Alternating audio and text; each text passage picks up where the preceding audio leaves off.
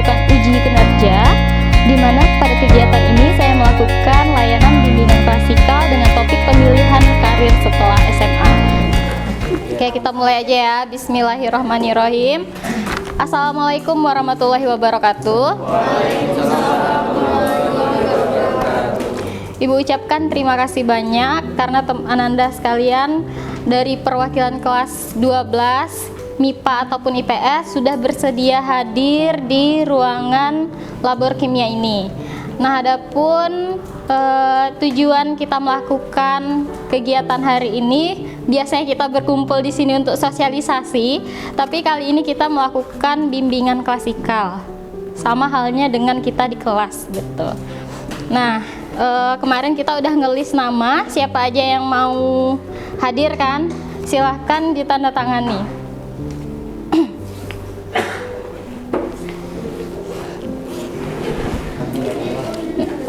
Adapun topik kita, pembahasan kita pada hari ini yakni tentang pilihan karir setelah lulus SMA. Pastinya mungkin kita nih bertanya-tanya ya kan, setelah lulus kita nih mau ngapain, mau kemana gitu. Nah, jadi yang Ibu harapkan dari kegiatan ini, kita itu sama-sama bisa menganalisis gitu tahapan setelah ini kita mau kemana. Terus Ibu harapkan juga kita semua yang bisa di sini saling merembuk, saling bekerja sama untuk memahami kelanjutan kita setelah tamat SMA ini bagusnya kemana. Dan juga Ibu, tujuan terakhir Ibu untuk diadakan ini yakni agar bisa kalian sama-sama menyajikan pilihan karir setelah SMA itu seperti apa. Nah, gitu. Jadi di sini kalianlah student centernya, begitu. Ibu hanya mengarahkan. Oke. Udah siap ya? Nah, di sini Ibu punya buku panduan karir.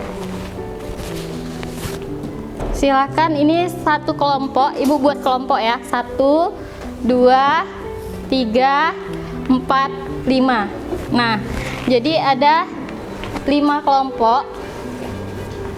Nah, silahkan, ini buku panduannya Ibu kasihkan satu kelompok satu, nanti bakal Ibu share juga di grup angkatan biar kalian tuh sama-sama bisa membaca lebih jelasnya.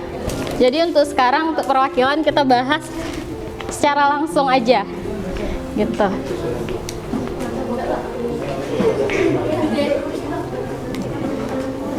Nah, di sini kan Ibu udah bentuk kelompoknya nih, biar adil.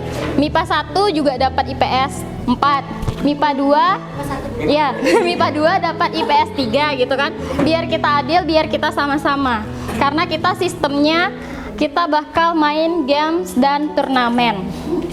Jadi di sini kalian punya buku panduan, silahkan kalian kuasai. Oke, bisa didengarkan? Oke, silahkan kalian kuasai. Di sini ada materinya ya.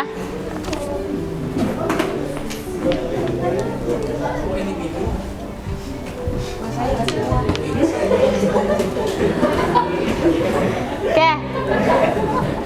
Baik. Oke. Nah, di sini ada 5, ada tugas kelompok dari 1, 2, 3, 4, 5.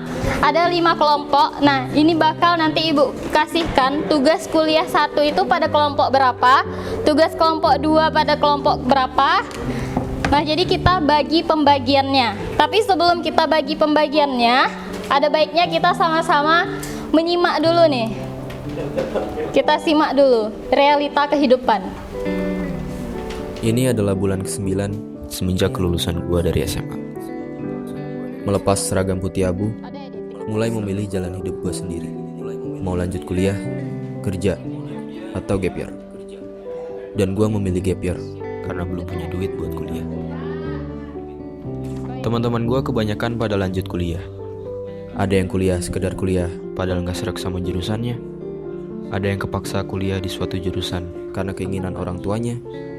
Ada juga yang benar-benar tahu tujuan hidupnya kemana, berjuang mati-matian, dan sekarang berhasil masuk ke kampus impian. Sebagian teman gue yang lain ada yang milih kerja. Ada yang sekarang udah kerja di bank, tiap hari snapgramnya ngitungin duit orang. Ada yang gak sengaja ketemu di minimarket, rupanya sekarang dia jadi pelayan tokonya. Ada juga teman-teman gue yang memilih jadi abdi negara. Dan sekarang kalau kemana-mana, mereka pakai seragam yang keren-keren. Sementara itu gue yang menunda kuliah, di tengah jalan mulai berpikir, apakah gue gak sebaiknya nyari kerjaan tetap aja? Karena menunda kuliah ternyata gak semudah yang dibayangkan. Gue harus siap menerima paradigma orang-orang ketika menjawab pertanyaan, sekarang kuliah di mana? Gue juga harus siap menahan rasa kecewa ketika melihat orang-orang yang lebih berhasil daripada gue.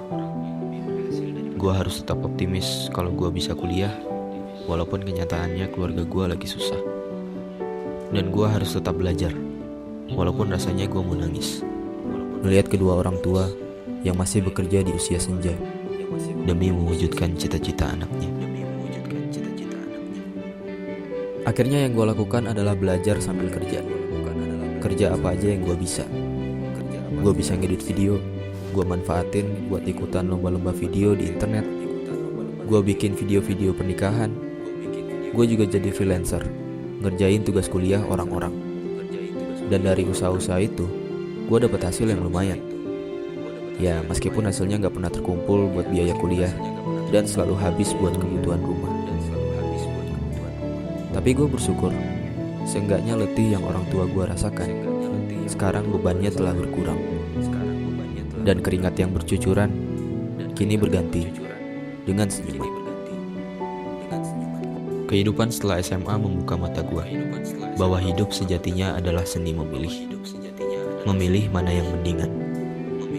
Karena pilihan apapun yang akan kita ambil, ingatlah bahwa tidak ada pilihan yang benar-benar sempurna. Mereka yang kuliah pernah bilang, enak ya, dia udah kerja, udah bisa jajan pakai duit sendiri. Mereka yang udah kerja juga pernah bilang, enak ya yang nunda kuliah, bisa nyantai-nyantai di rumah. Sedangkan mereka yang menunda kuliah bertanya-tanya, kapan ya gue bisa kuliah? Bisa gak ya gue keterima kerja?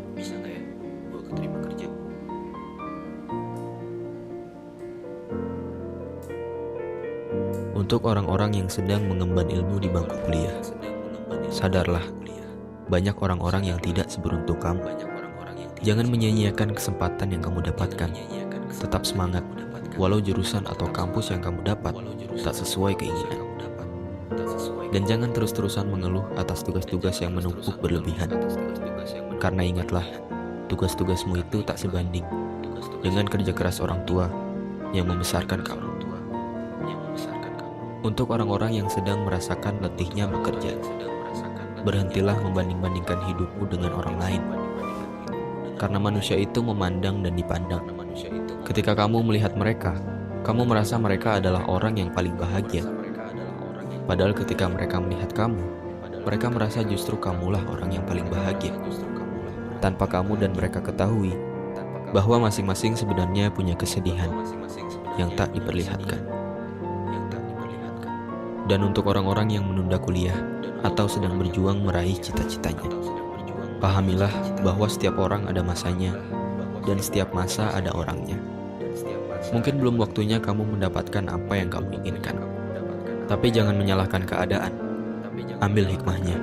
Setidaknya sekarang kamu jadi tahu, di saat terpuruk, siapa saja orang-orang yang tetap setia menemanimu. Siapa saja orang-orang yang terus mendukung. Dan siapa saja orang-orang yang peduli padamu. Teruslah melangkah, berusaha sekeras yang kamu bisa, perbaiki semua kekuranganmu, dan jangan dengarkan apa kata orang. Karena yang menjalani hidupmu adalah kamu, yang merasakan sedih dan bahagiamu adalah kamu. Maka semuanya tergantung kamu, tergantung sudut pandangmu. Bagaimana cara kamu menyikapi setiap cobaan? Apakah dengan bersedih, berlarut-larut, atau malah bersyukur atas pelajaran yang kamu dapatkan dan berusaha bangkit dari keterpurukan? Dan berdoalah, minta kepadanya supaya kamu cepat bertemu dengan waktu. Waktu yang tepat di saat impianmu terwujud, waktu yang indah di saat kebahagiaan menyertaimu, dan waktu yang sempurna di saat ayah dan ibu berkata, "Kami bangga padamu."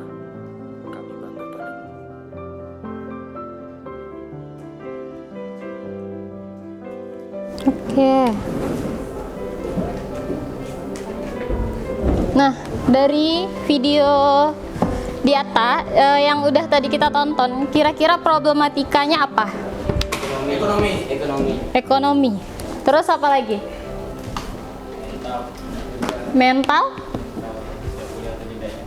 Mental kuliah atau tidaknya. Terus apa lagi? Problemnya? Rencana pilihan. Jadi setelah kita tamat SMA punya banyak problem yang timbul ya. Solusinya apa bagi dia? Dari solusinya tadi. Solusinya apa bagi dia? Setelah kalian nonton video tadi. Memanfaatkan kemampuan diri. Seperti apa? Buat lomba video gitu. Dia bisa bikin video, jadi dia Ikut lomba video. Kayak dia bisa buat video-video, jadi dimanfaatkannya lah kemampuan dia tadi ya untuk dia bisa menghasilkan buka jasa tugas juga. buka jasa tugas. Terus apa lagi solusinya? Atau hikmah yang bisa kalian ambil? Terus lebar kerja. Apa? Kerja keras ya? Berdoa. Terus apa lagi? Jangan ngeluh. Oke, banyak ya hal yang bisa kita ambil. Oke, kalau begitu kita sekarang buka diskusi aja. Kita mulai buka diskusi. Di sini boleh nanti kursinya kita rapatkan. Nanti kalian boleh udah dirapatkan mejanya. Ya, gitu juga. Jadi di sini ibu punya kertas karton. Silahkan kalian isi dengan mapping, ya. Isinya sesuai dengan kelompoknya tadi. Kuliah 1, kuliah 2, kuliah 3, kuliah 4. Tapi sebelum ibu menentukan kelompoknya kalian yang mana, kita bakal main spin dulu. Oke, pegang dulu.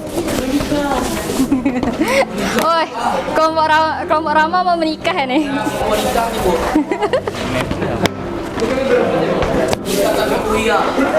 Menikah tapi kuliah. Tahu nggak? Woi, lengkap ya, plus. Oke, kita main ya. Ini bukan gambar. Belum. Bukankah? Dari goyakan. Spin. Spin. Iki. K1, K2, K3, K4. Kelompok 1, kelompok 2, kelompok 3, kelompok 4, kelompok 5. Tidak. Oke, yang dapat untuk kuliah 1 itu di kelompok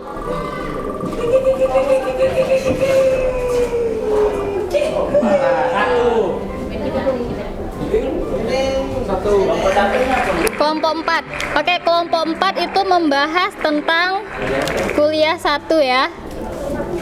Nah, kuliah 1 itu pembahasannya kan di sini banyak ya kuliah ya. Di buku panduan kita kan banyak. Jadi silakan kalian kelompok 1 membahasnya itu sampai dengan halaman 8. Ya. Kelompok 1, kelompok 2, kelompok 3, kelompok 4, kelompok 5. Oke. Pembahasannya sampai dengan halaman 8 ya. Oke. Kita lanjut.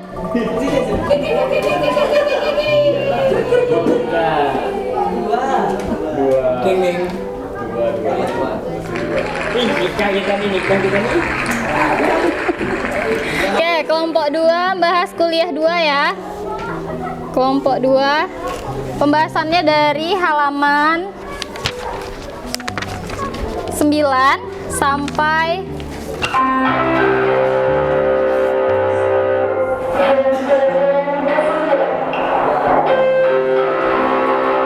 sampai 11 ya. Halaman 9 sampai 11 kelompok 2. Oke.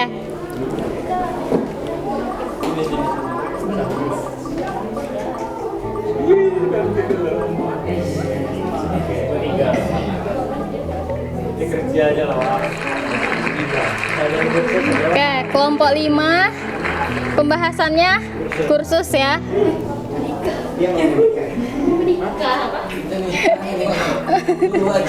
Ini menikah.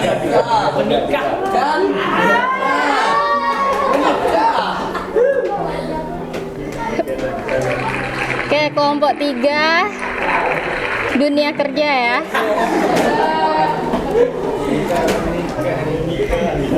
Dah otomatis kelompok 1 pembahasannya tentang menikah. Kelompok 3 lagi. Tetap dia. Oke. Nah, di sini kalian boleh. Nah, jadi kelompoknya ada 5. Di sini kalian boleh manfaatkan kertasnya. Silahkan kalian buat map mapping. Nah, nanti kalian buat map mappingnya. Boleh kalian gunakan spidol yang ada di sini. Boleh mau warna apa aja. Satu orang aja perwakilannya. Berapa Bu? Bebas ya Bu? Bebas ya Bu? Iya, bebas. Pilih aja mau yang mana. Aku warna merah nih.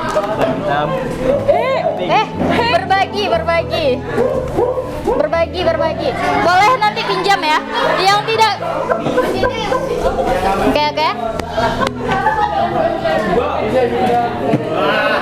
Oke, tenang dulu.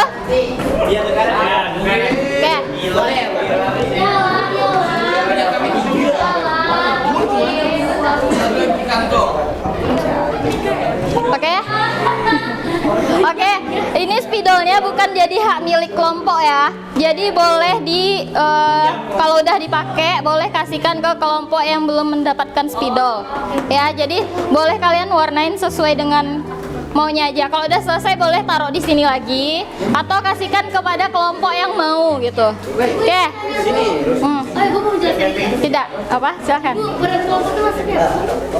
Peran. Oke, jadi di sini kita bakal main games ya dan bakal ada turnamen. Nah, bagus pertanyaannya. Jadi kita ngapain nih? Tugas kelompoknya apa gitu kan? Kalian kan ada 6 orang atau 5 orang ya kan, atau 7 orang. Nah, jadi kita di sini saling berbagi tugas. Tata cara bermain gamenya, kita semua harus aktif di dalamnya. Karena kita tadi student center kan, gitu. Jadi kalian semua harus aktif. Ketika ada satu orang yang tidak aktif, maka akan ada pengurangan poin. Poin yang paling banyak, nah berarti dia yang bakal menangnya gitu. Jadi ini kita bakal ngambil sesi semifinal dulu, bakal ngambil sesi pengguguran. Habis itu semifinalnya siapa nih gitu. Terus finalnya di mana? Nah, bakal kita lihat nih. Penilaiannya dari mana? Penilaiannya dari cara kalian menyajikan. Jadi apakah di situ ada pembukanya? Bagaimana cara kalian biar teman-teman kalian ini tertarik untuk melihat kalian? Apa isinya? Ada ndak isinya? Sesuai tidak dengan yang sudah dibahas? Terus penutupnya seperti apa nih? Penutupnya. Nah, terus kalau misalnya peran kelompok, kalau misalnya semuanya aktif, maka bakal Ibu kasih emoticon yang kacamata. Oke, Bu. Kalau misalnya cuman setengah, mungkin Ibu kasih yang gini aja ya. Gitu. Terus kalau cuman 2 orang gitu, mungkin yang gini nih. Dan kalau misalnya cuman 1 orang berarti dia merengut ya. Gitu kan? Oke, waktu kalian nampil kurang lebih 7 sampai 5 menit. 5 sampai 7 menit. Iya, 5 sampai 7 menit. Oke? Oke, silahkan kalian mulai diskusinya. Waktu diskusi Ibu kasih sambilan kalian untuk membuat map mappingnya 15 menit dari sekarang.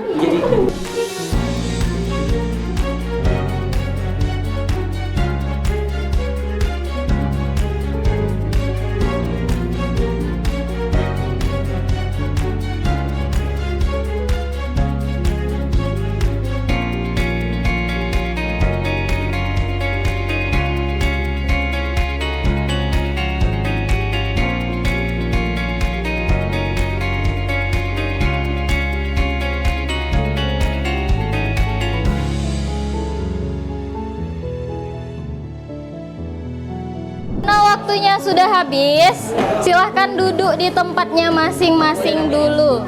Duduk.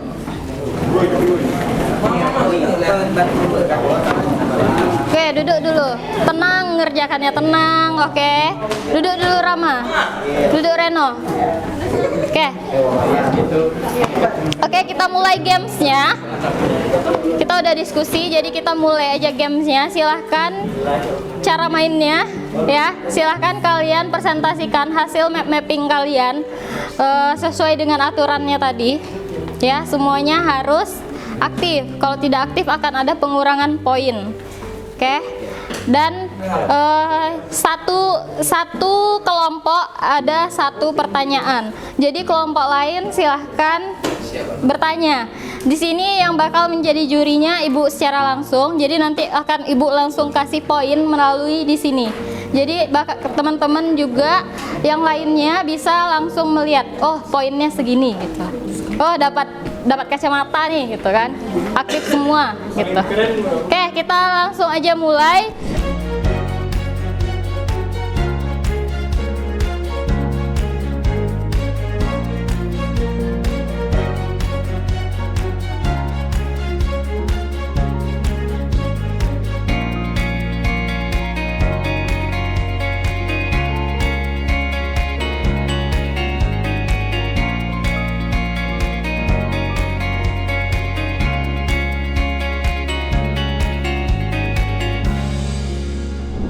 Baik, di sini saya akan menjelaskan perguruan tinggi yang ada di Indonesia. Di mana kita ketahui Indonesia memiliki 6 perguruan tinggi. Yang pertama universitas. Untuk program di universitas tersendiri adalah program pendidikan atau sarjana, dan yang kedua profesional atau diplomat. Yang kedua adalah institut. Program dalam institut adalah program akademik atau sarjana. Yang kedua adalah diplomat. Dan yang ketiga adalah sekolah tinggi. Untuk sekolah tinggi, program pendidikannya akademik atau sarjana, dan yang kedua profesional atau diplomat. Yang keempat adalah akademik. Akademik adalah program pendidikannya adalah profesional atau diplomat politeknik. Yang kelima adalah politeknik. Program pendidikannya adalah profesional atau diplomat. Baiklah, jadi perguruan tinggi di Indonesia itu terdapat universitas, yang kedua institut, yang ketiga sekolah tinggi, yang keempat akademik, kemudian politeknik. Selanjutnya dilanjutkan oleh perguruan tinggi kedinasan yang akan dibacakan oleh Reno Alvino. Nah teman-teman, jadi selain ada kita setelah lulus SMA itu kita melanjutkan di universitas, tentu juga ada perguruan tinggi lain. Salah satunya perguruan tinggi kedinasan. Kedinasan di sini adalah salah satu perguruan yang tanpa kita bisa tes lagi. Nah kita bisa mendapatkan apa saja sih ketika kita melanjutkan di perguruan tinggi kedinasan? Salah satunya yang pertamanya adalah biaya murah atau bahkan ada yang gratis jika kita melanjutkan di perguruan tinggi kedinasan tersebut. Yang kemudian kita juga mendapatkan uang saku. Nah kadang ada juga yang di kuliah itu kita mendapatkan uang saku satu semesternya adalah 4 juta. Dan di situ kita kayak SPP-nya gratis. Tentunya juga ada kepastian kerja setelah kita lulus dari perguruan tinggi kedinasan tadi. Baik, itulah dia perguruan tinggi yang di kedinasan beserta keunggulannya. Kemudian sistem penerimaan yang akan dibacakan oleh Kartika. Oke, di sini teman-teman saya akan menjelaskan tentang sistem penerimaan. Sistem penerimaan itu ada non-tes dan tes. Setiap perguruan tinggi itu berbeda-beda dalam menjaring mahasiswanya. Ada yang penerimaan mahasiswa melalui PMDK, UNJ atau BPUD. Sekian, terima kasih. Oke, yang terakhir adalah pertimbangan mendasar yang akan disampaikan oleh Rizdan Faratan. Pertimbangan mendasar yang harus diperhatikan untuk studi lanjut yaitu 1 ada fokus keinginan primer, 2 fokus bakat, 3 fokus penjurusan bidang studi, 4 fokus kemampuan. Jadi yang pertama yaitu adalah fokus keinginan primer. Apa itu fokus keinginan primer? Yaitu pertimbangan cita-cita primer pasca lulus. Itu maksudnya kalian pertama itu menentukan cita-cita kalian. Nah, cita-cita kalian itu tuh gajinya apakah cukup untuk kebutuhan kalian, keinginan kalian yang lain-lainnya selama hidup gitu. Apakah cukup? Terus step kedua yaitu fokus bakat. Nah, jadi untuk studi lanjut itu yang harus diperhatikan adalah bakat kalian. Apa bakat kalian? Misalnya kalian punya bakat melukis, bakat dalam berbisnis. Nah, baru step ketiga yaitu baru pemilihan penjurusan bidang studi. Jadi sebelum memilih perguruan tingginya, kalian harus menentukan dulu penjurusannya. Apa jurusan yang cocok buat kalian? Nah, jurusannya itu berkaitan dengan bidang dengan bakat kalian tadi. Harus dicocok-cocokkan juga dengan bakat kalian. Yang terakhir adalah kemampuan. Kemampuan di sini adalah kemampuan otak kalian ataupun ekonomi kalian. Apakah ekonomi kalian cukup untuk membiayai kuliah kalian tersebut gitu. Baiklah. Baiklah, jadi studi lanjutan itu ada perguruan tinggi, PTN dan PTS. Untuk jalurnya ada akademik dan profesional. Untuk perguruan tinggi di Indonesia ada universitas, institut, sekolah tinggi, akademik, dan politeknik. Adapun jurusannya sudah disampaikan tadi oleh teman kita. Kemudian sistem kuliah di Indonesia itu ada tes dan non-tes. Assalamualaikum warahmatullahi wabarakatuh. Yang terhormat Ibu Oktani Layanda, SPD, beserta teman-teman saya yang ada di sini. Selamat siang semuanya. Di sini saya beserta kelompok ingin mempresentasikan tentang kursus atau pelatihan. Apa sih itu kursus dan akan dijelaskan oleh rekan saya, Nurjana. Baiklah semua teman-teman, mungkin dari kalian belum tahu apa sih itu kursus atau apa tujuan dari kursus. Nah, di sini tugas saya adalah menjelaskan apa tujuan dari kursus. Yang pertama, kursus itu adalah satuan pendidikan luar sekolah yang terdiri dari masyarakat yang memberikan pengetahuan, keterampilan dan sikap mental tertentu bagi warga belajar. Lebih tepatnya, kursus itu adalah suatu pelatihan yang fokus pada satu bidang saja, seperti kursus menyanyi, kursus masak, kursus komputer, menjahit dan sebagainya. Nah, apa sih tujuan dari kursus? Tujuan dari kursus itu adalah memiliki kemampuan untuk melakukan sesuatu, doing something, bukan memiliki kemampuan untuk mengetahui sesuatu atau knowing something. Baiklah, sekian. Selanjutnya pelatihan kerja. Baiklah, akan dijelaskan oleh rekan saya, Ahmad Rifandi. Latihan kerja ini keseluruhan kegiatan untuk memberi, memperoleh, meningkatkan serta mengembangkan keterampilan keahlian, produktivitas, disiplin, sikap etos kerja pada tingkat keterampilan dan keahlian tertentu sesuai dengan jenjang dan kualifikasi jabatan atau pekerjaan baik di sektor formal maupun di sektor non formal. Terima kasih. Baiklah, sudah dijelaskan apa itu pelatihan kerja. Selanjutnya pendidikan akan dijelaskan oleh Lydia Agustina. Baiklah, di sini saya akan menjelaskan mengenai pendidikan. Apa sih itu pendidikan? Pendidikan adalah suatu proses transformasi untuk meningkatkan pengetahuan, keahlian, dan kompetensi dengan suatu cara atau metode tertentu dan di suatu tempat yang tertentu. Terima kasih. Selanjutnya pendidikan ada perbedaan antara pendidikan dan training, dan itu akan dijelaskan oleh Septio Afrianza. Training lebih menegakkan learning by doing, penguasaan secara parsial. Sedangkan pendidikan lebih berupa penambahan pengetahuan secara keseluruhan, penanaman konsep serta pembentukan pola pikir dan pola sikap.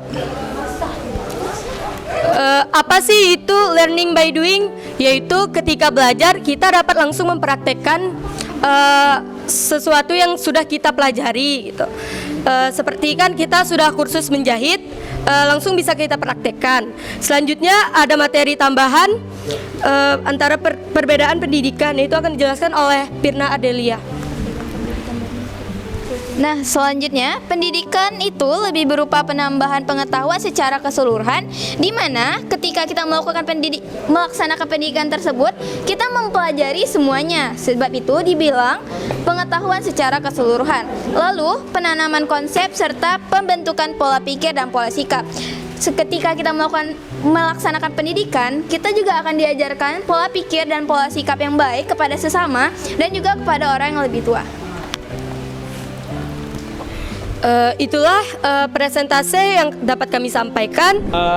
Memasuki dunia kerja, bekerja merupakan suatu kebutuhan manusia. Dengan bekerja, manusia berharap akan dibawa kepada keadaan yang lebih baik dan memuaskan bagi dirinya. Pekerjaan adalah sumber penghasilan, kesempatan mengembangkan diri, serta aktualisasi diri di samping untuk berbakti.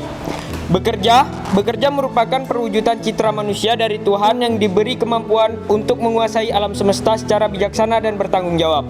Karena itu, orang yang tidak mau atau malas bekerja adalah orang yang tidak menjunjung martabat diri sendiri sebagai manusia. Setiap manusia diberi bekal untuk kemampuan yang berbeda.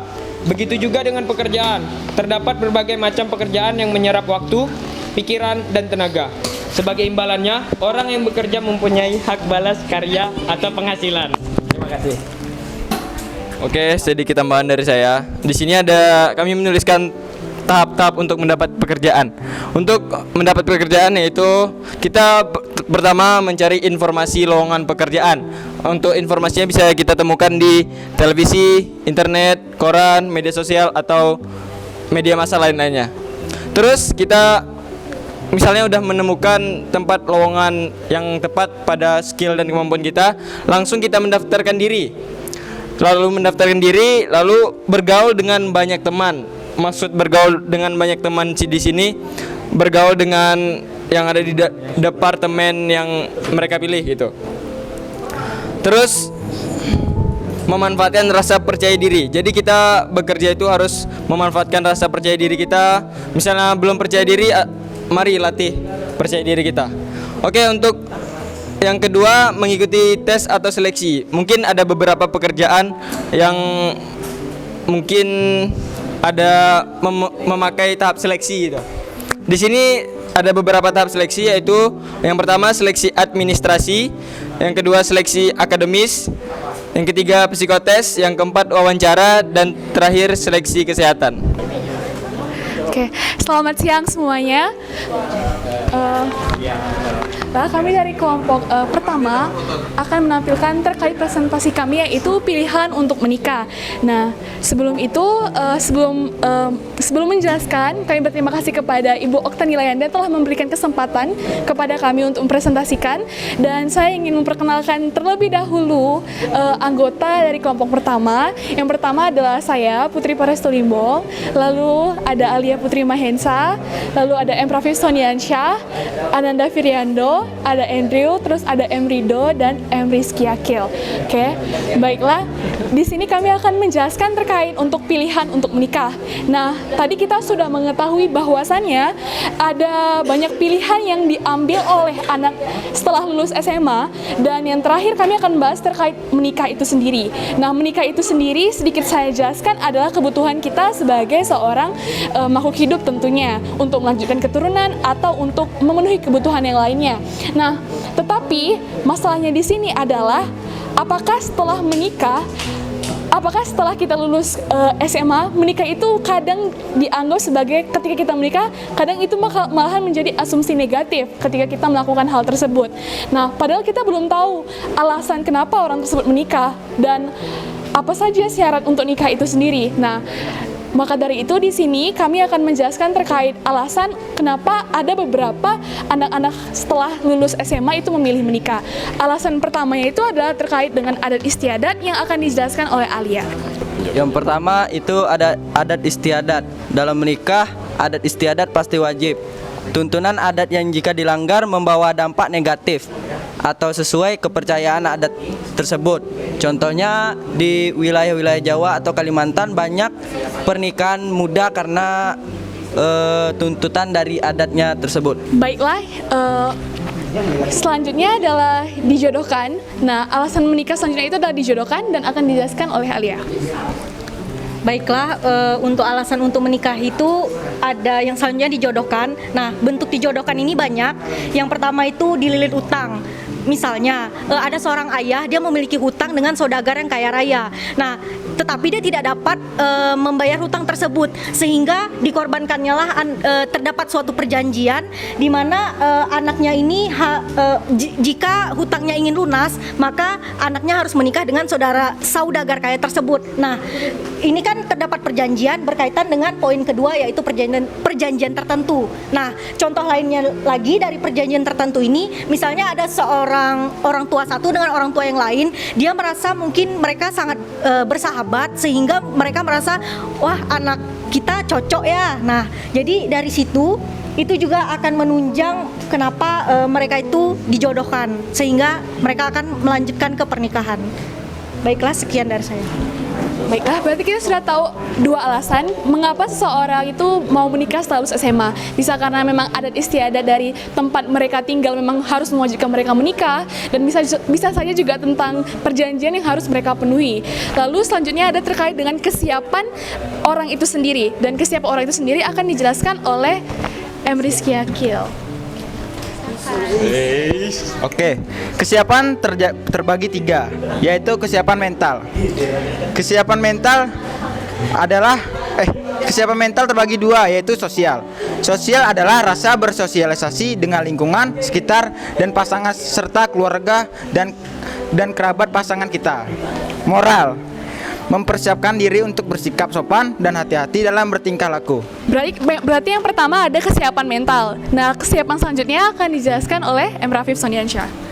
Nah, yang kedua itu kan ada kesiapan ekonomi. Seperti yang kita tahu, kehidupan menikah itu penuh tantangan dan juga hambatan. Tidak hanya dari kesiapan mental, kita juga butuh kesiapan ekonomi, yang dimana tentu yang seperti kita tahu, dalam pernikahan itu banyak membutuhkan biaya, mulai dari kebutuhan primer yang berupa sandang, papan, dan juga pangan, maupun kebutuhan sekunder atau kebutuhan tambahan lainnya yang berupa perhiasan atau mobil mewah dan lain sebagainya. Jadi kalau ingin berpikir menikah, butuh kesiapan yang matang lah dari segi ekonomi. Mungkin dari segi mental kan telah memenuhinya, tetapi harus kalian perhatikan juga dari segi ekonomi, apakah kalian telah dapat memenuhi kebutuhan seseorang yang akan kalian nikahi. Belum lagi kalian punya anak, apakah kalian siap untuk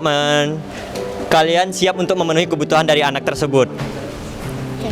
Baik, berarti kita sudah mengetahui ada dua kesiapan terkait untuk menikah, yaitu kesiapan mental dan kesiapan ekonomi. Selanjutnya terkait kesiapan fisik akan dijelaskan oleh Ananda. Baiklah, selanjutnya itu adalah kesiapan fisik. Yang kita tahu, kesiapan fisik dalam menikah yaitu kecukupan umur dalam menikah itu sendiri. Pada umumnya, manusia menikah pada umur 17 tahun ke atas atau dalam kondisi yang sudah balik. Selain itu, sehat secara jasmani dan rohani juga masuk ke dalam kesiapan fisik dalam menikah. Sehat secara jasmani berarti siap untuk menikah dan memperoleh keturunan. Sedangkan sehat secara rohani berarti memiliki hubungan spiritual yang bagus dengan Tuhannya. Baik, dapat saya simpulkan di sini bahwasannya dalam menikah itu apa saja yang harus kita butuhkan, tentu kesiapan dari diri kita sendiri, yaitu terkait kesiapan mental, kesiapan ekonomi, dan kesiapan fisik. Nah, maka kesimpulan dari presentasi kami hari ini akan dibacakan oleh Andrew. Dipersilakan. Baiklah, kesimpulan dari menikah adalah pilihan kehidupan seseorang. Kita tidak bisa mengasumsikan mereka menikah hanya untuk menurut sisi negatif dari masyarakat.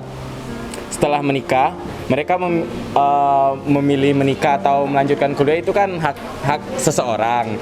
Jadi kita tidak bisa memaksakan atau beranggapan negatif gitu. Sekian, terima kasih.